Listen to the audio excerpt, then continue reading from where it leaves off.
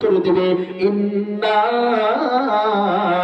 আনজালনাহু ফি লাইলাতুল কদর। আল্লাহু আকবার বলেন।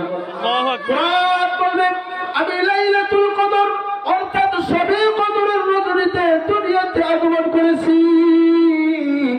এবার আমি আপনি যদি জিজ্ঞাসা করি কোরআন বুঝলাম তুমি লাইলাতুল কদর অর্থাৎ শবে কদরের রজনীতে দুনিয়াতে আগমন করেছো, ও কোরআন তোমাকে জিজ্ঞাসা করতে চাই বুঝলাম তোমার নাম কোরআন, বুঝলাম তুমি দুনিয়াতে আসার আগে লৌহে মাহফুজে ছিলে, বুঝলাম তোমাকে সমগ্র বিশ্বের প্রতিপালক মহান আল্লাহ তোমাকে দুনিয়াতে পাঠাইছে, বুঝলাম তুমি জিবরাইলের সাথে দুনিয়াতে আগমন করছো, বুঝলাম তুমি মুহাম্মদের উপর নাযিল হয়েছো, বুঝলাম তুমি রমজান মাসে দুনিয়াতে আগমন করছো, বুঝলাম তুমি লাইলাতুল কদর অর্থাৎ শবে কদরের রজনীতে দুনিয়াতে আগমন করছো।